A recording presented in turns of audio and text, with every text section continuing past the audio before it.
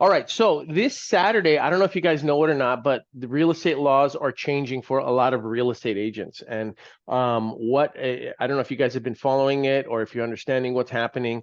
Really, it seems to me like the only ones that don't know what's happening is like the general public. I feel like the general public doesn't know, but only the people that are inside the real estate world, those are the only ones that really know about what's happening with like the lawsuit between the Department of Justice and the National Association of Realtors. So I just want to touch on it just a little bit so that everybody understands.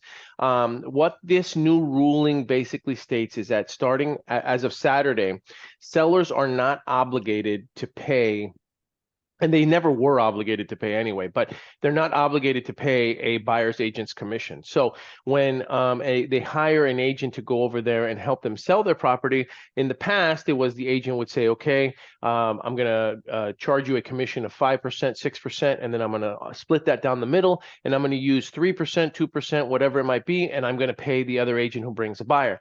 Well, what's happening now is that sellers now have the opportunity to tell an agent, no, it's not going to be 5% or 6%, which they've always had the ability to do, by the way. But they can say none of that money that I'm paying you as a commission it has to go to a buyer's agent. I'm not obligated to do that, and they weren't obligated before, but now it's just out in the air. So why am I covering this with us? Because we're wholesalers. Well, because I just want you to understand the language of what it is that is going on in the industry and how it's affecting a lot of people. I heard a statistic that like since the lawsuit began with National Association of Realtors, 37% of like realtors have been leaving the business just because what it's doing is that it's putting them in a position where now buyers have to pay them a commission in order for them to get representation, whereas before buyers didn't have to pay them to represent them. So it just makes it a little bit more difficult, a little bit more tricky. Now, what does that mean for us as real estate wholesalers, as investors? Okay, when we are making offers on properties, number one, we're not paying, the seller's not paying any commissions because we're buying it directly from them. These are advantages, right? So when you're talking to sellers and you're talking to people, you want to make sure that they understand that like, hey, look, here's the difference. The difference is with us, you're not going to pay any upfront commission, so I'm going to save you money in that regard. Most of the time with deals, depending on the price that you get it at, you're also going to tell the seller, Mr. and Mrs. Seller, I'm also going to be able to cover all of your closing costs, so you're not going to have to pay any of the closing costs. So I'm saving you money in commissions, and then I'm also saving you money in your closing costs, right? So these are things that you want to use to your advantage when you're talking to the sellers. Here's the thing, though. As regulation kicks in, right, what we're seeing is that more and more states are going to require that you have a real estate license if you want to wholesale a property.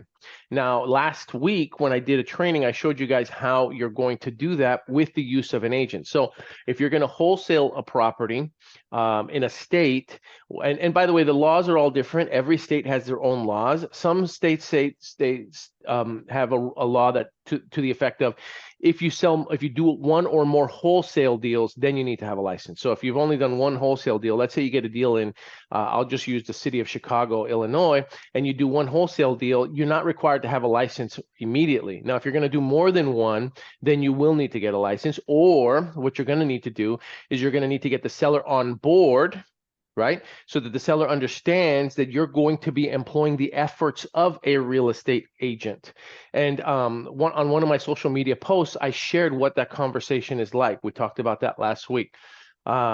So unless you guys have any questions or anything that you want to cover, and I'm looking at the chats as well, and I'm also looking at the Facebook chat, unless there's anything that you guys need covered or you have questions about, I can go into what that conversation is like with the seller so that you can make sure that they are on board with you hiring an agent to help put the property on the MLS, because that is what is probably going to be required in the future in states. Hey, Yolanda. In the future in states where they're going to require licenses for wholesaling. Now, I don't see any of these major changes for wholesalers for at least another year to maybe a year and a half. It could be faster. I know that some states have implemented new rulings, just recently in the last month, requiring that you have a license or you broker a deal, or you can't wholesale a property without a license in those states. And again, that's where you employ the efforts of a real estate agent. And how are you going to do that, right?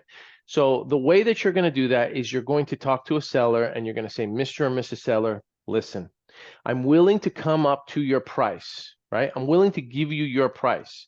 But if I'm going to give you your price, I want to make sure that you give me the opportunity to take this property to the open market so that I can find who my end buyer is going to be. You know, Mr. or Mrs. Seller, that I am an investor and I am purchasing the property for profit. Now, I don't know what my exit strategy is going to be. I don't know if I'm going to fix it and flip it. I don't know if I'm going to fix it and rent it. I don't know if I'm going to fix it and Airbnb it. I don't know what I'm going to do yet, quite yet. But if I come up to your price, then at least give me the opportunity to save some time so that I can find who my end buyer is going to be. And that includes me marketing it on the internet, putting it on the MLS, having an agent help me. I just want to make sure you're okay with that. And when you explain it that way, most of the time the sellers are okay. Most of the time. Sometimes they're going to say, well, what does that mean? And what you're going to explain to them is, what that means is I'm just going to need reasonable access. Just reasonable access so that I could show the property to who my end buyer is going to be. You don't have to worry about anything. Your price is guaranteed. Whatever we agree to is guaranteed. Okay, that is your price. I will take care of everything else. I will take care of paying any agents, any commissions. I will take care of managing any repairs that the buyer might request or require after the sale. I'll take care of all of that stuff, or any improvements that the buyer might want. All of that stuff is going to be taken care of by me. All I'm asking you is to please give me the opportunity to market to my end buyer now so that I don't lose time and I don't lose months. Because by the time we close this deal, to the time it's all done and fixed, and to the time we finally put it on the market or do whatever we're going to do, that's 2, 3, 4 months of expense that I'm incurring, on top of the fact that I'm giving you your price. So can you work with me? And see, if you explain it that way, most of the time, it's logical. It's like, okay, all right, I guess I can do that, right? Unless they absolutely have a house that they don't want anybody walking through, which is a possibility too. Now, once that's done, then you can go and you can find an agent in that local market. There's plenty of self-service, like help you sell real estate companies. There's Bake Home, there's Home Coin. You pay them $99 and you put the property on the MLS and they do that. Now, if that doesn't work and you're in a state where they don't have those kind of services, then what you do is you find a local real estate agent in the area. You tell the real estate agent, hey, listen, I'm going to pay you a flat fee of $1,500, $2,000. Help me put the property on the MLS. I'll take care of everything. You just help me with showings and you just help me put it on the MLS, and we'll pay you a flat fee of $2,000, $1,500 once the property sells. And most agents, if they know that you're going to be a consistent, source of business, they're going to probably be okay with it. All right. Now, if we are guaranteeing someone a price, this is very, very, very, very important. If you're guaranteeing someone a price, so if we say to someone, well, look, I can come up to your price of whatever it might be, 150,000, 200,000, 500,000, whatever it is. If I guarantee you that price, you have to be prepared as the wholesaler to either perform or to get it at a price that makes sense to where you can actually sell it to, assign it to an end buyer.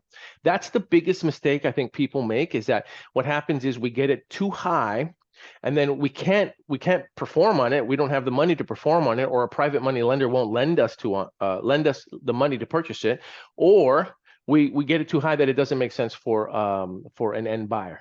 So when we make those kind of guarantees to people and we're telling them, hey, listen, I can get you that price, you have to either be so confident that it's a good price that you can assign it to someone else or close on it with a private money lender. You have to be so confident of that, or you got to walk away. That's what you have to do. I just had a situation where we put a property up. In fact, Yolanda just asked me about it. She's not on the call anymore. Will the license apply to state of where the property is located or where your business entity is? Good question, Yolanda. So it applies to where the property is. You can work remote. So wherever the property is located, that's where the license may be required. They're not enforcing it everywhere right now. I think South Carolina was one of the last states that incorporated that. But again, read the laws. The law may say something like, if you wholesale more than one transaction per year. So if it's your first one in that state, you can still do it. Depending on the law, I want to make sure that everybody reads it. But my point is that you just want to adapt and understand how to continue doing business. It's that whole who moved my cheese concept. And this is how you're going to be able to continue operating. So yeah, I had a deal. We just started marketing it and we're dispoing it, and it's 2 units over in Bakersfield, California. How did I find the seller? I found the seller off of Facebook Marketplace. She was marketing a duplex on there, or 2 units. She had it for sale. I got her phone number, maintained communication with her, used the text message templates that I've shared with everybody before. If you don't have it, it's just a Google Doc that I share with everybody. And on there, it's the exact order of the text messages that I have my team or myself just copy and paste, copy and paste, copy and paste. I don't even deviate from the message. So first message is something like, is it still available? Yes. Second message is something like, are you the owner or are you the listing agent? Now, I specifically asked them those questions because that way I find out if they're the owner or the listing agent. They have to answer one of them. And if they're neither of those, then what are they? They're a wholesaler, and they'll tell you that they're a wholesaler right after. Or they'll say something like, I have the property under contract, or I'm looking to assign it to somebody. That's typically the way the conversation goes. And then you know. And what are the options when you come across a wholesaler? I know I'm like all over the place, but let's just say that somebody does say, I'm a wholesaler. Well, your options are, you can say, hey, listen, let me comp this out. Let me see if it's something that my team would want. Or, hey, let me see if I can JV this and push this out to all of the VIP buyers that we have in that area. So if you come across a wholesaler that has a property that they're trying to sell and they're doing all the marketing themselves, last week I talked about how we can put it on a site called InvestorLift, which is like the Zillow of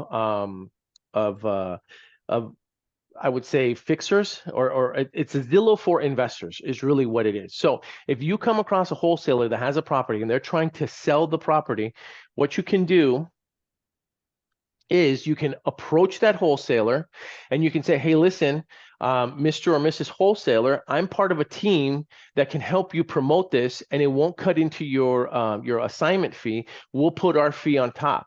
Now, typically what I tell everybody, just so you know, we add like about $5,000, maybe $7,000 on top of their price, and then we put it on the site, and then we blast it out to anywhere between 300 to like 700 VIP buyers, right? These are buyers who are within a 20 to 30 mile radius of that area that are vetted and will perform. They will perform. They've closed, right? And so it costs us money every time we do this, okay, just so you know. So we put, if you find a wholesaler that has a property, you can invite them to work with us. We'll put our fee on top. And then what we'll do is we'll put it on the site and we'll blast it out. And then any of that $5,000 to $7,000 that we may make on top of their spread, we can split it 50-50 down the middle with anybody that brings us those opportunities, okay? So, I mean, it's just another nice little way where you can still generate income as you're meeting other people. So don't just say, oh, this person's a wholesaler, they're not worth my time. That's not true. Approach them, see if they're open to a JV, see if we can promote the property. We'll promote it on our site, on InvestorLift, on our account. We'll upload the pictures, we'll upload the descriptions. And if you haven't seen what our company portion looks like, I'll share it with you really fast. Share. If you come here and you go to plus.dispodragons.com, that's plus, like Disney Plus, plus.dispodragons.com. It takes you right to our InvestorLift profile, and it shows you all the properties that we're promoting. That's interesting. Oh, I spelled it wrong. Dispo Dragons. I don't even know how to spell.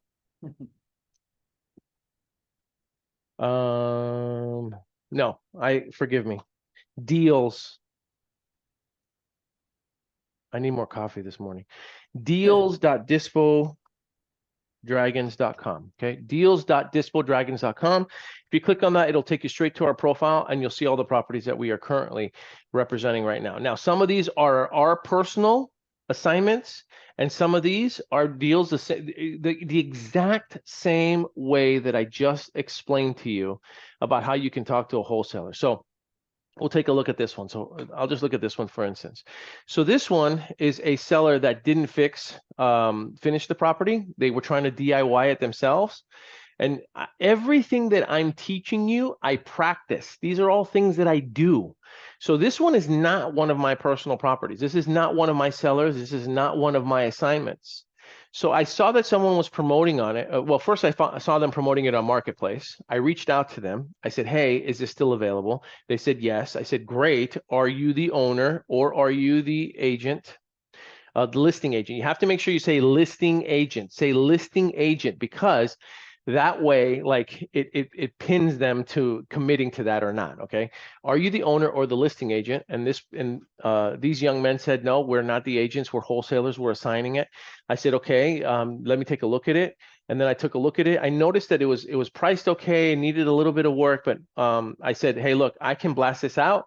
I can put it on our InvestorLift account and we can blast it out to people, and then we can, see if we make money.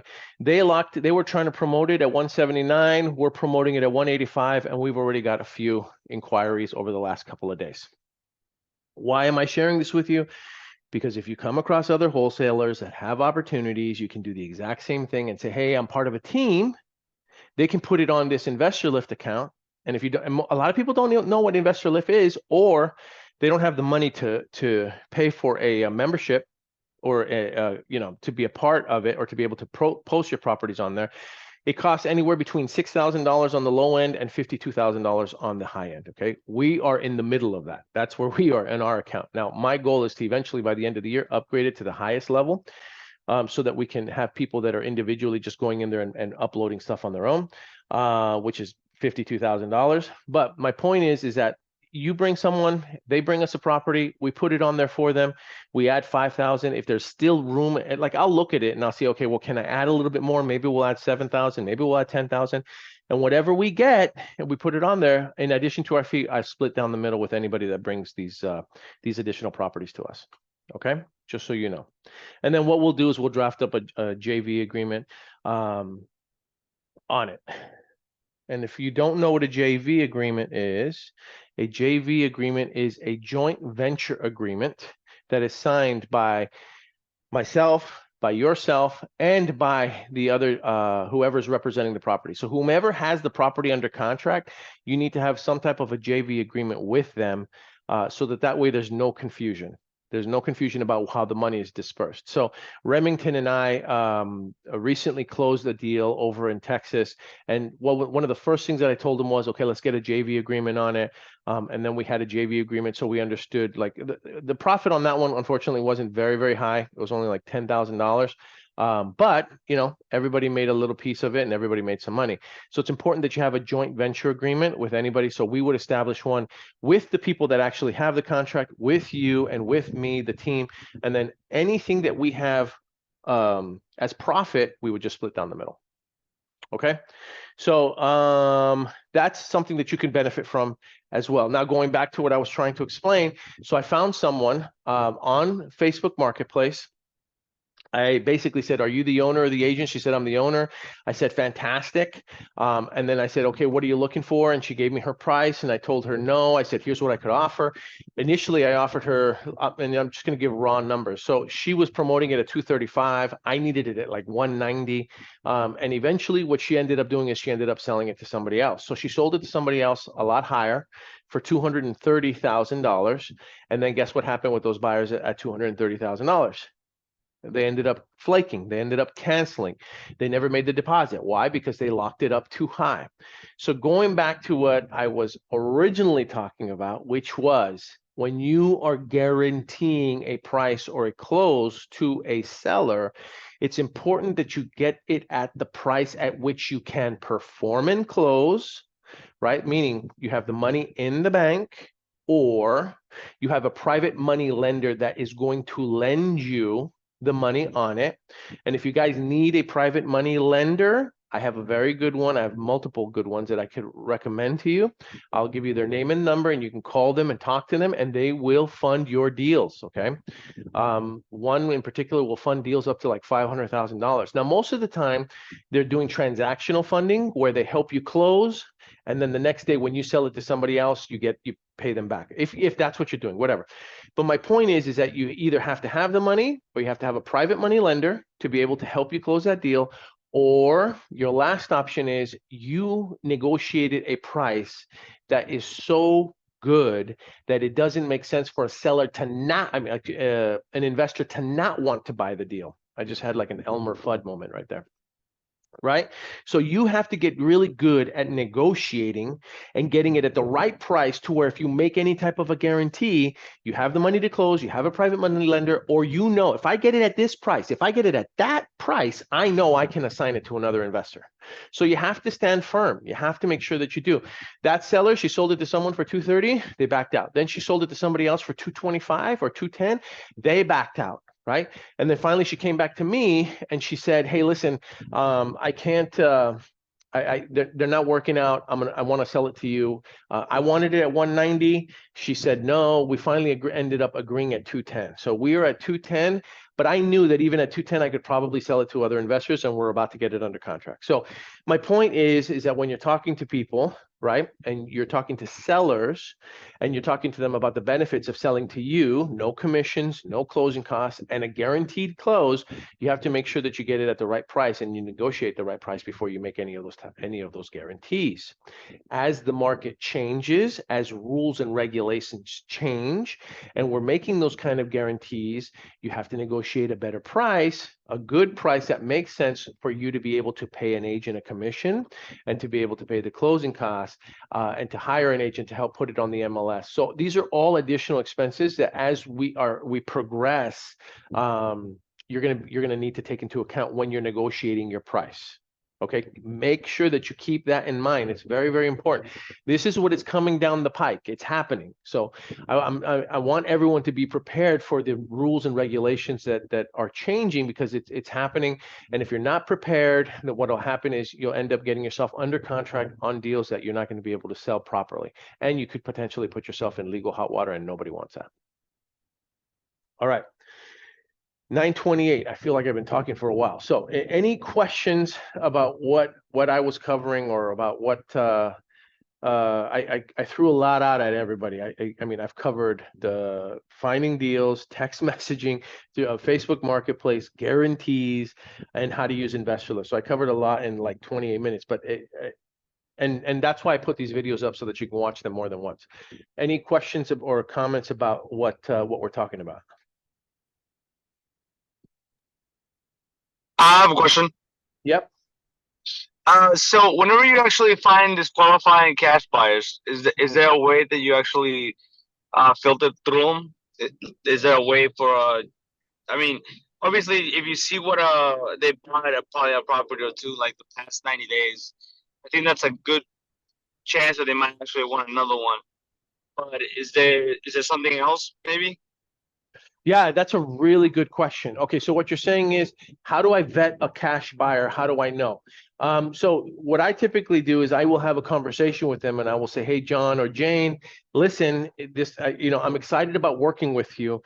As you can imagine, there are a lot of people in this business who don't perform. That's just part of what we do. So John, with your permission, or Jane, can I get 2 or 3 properties that you've recently purchased and closed on, just so that I could make sure that you're the real deal? I hope that's okay. And then you wait and see what they say. Right? So really what you do is you ask them for a few property addresses. And then once you get those addresses, you should be able to check county records and you should be able to see which ones have bought and sold. Okay. I appreciate that. Yep. And never be afraid to ask that question. Ever, ever, ever, ever. There's no shame in that. There is no shame. In fact, they should probably respect you more for asking that question. But there might be a few that that do give you attitude. You might get a few people that are like, do you know who I am? And it's kind of like, well, no, I'm sorry, I don't. But Mr. and Mrs. Buyer, if I was working with you, I hope that you recognize that I would do the exact same thing for you if I had a buyer trying to buy one of your properties. So what are those 3 addresses again? Yeah. Nice. Body language, right? Always body language. There's a reason that I'm always standing when I work. I stand all the time, and I use these standing desks. As I'm making my calls, I'm standing all day long. I don't use chairs. Number 1, because I don't like it for my posture. But number 2, your body language. People hear your body language on the phone. They hear it. So when I'm talking and I'm doing this and I'm nodding and all that, like they sense that air of confidence, and it's not because I'm special. It's just because I'm standing up and I'm like high energy, and I've got a couple monsters or Alani's energy drinks and some coffee, and that's how I'm working. So they feed off that. They hear it.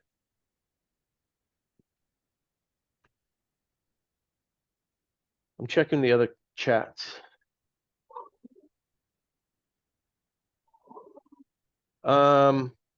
Okay, so one of the questions is, what do you do when you've got a seller that is saying they want to go with your offer, but they want you to close in 14 days, right?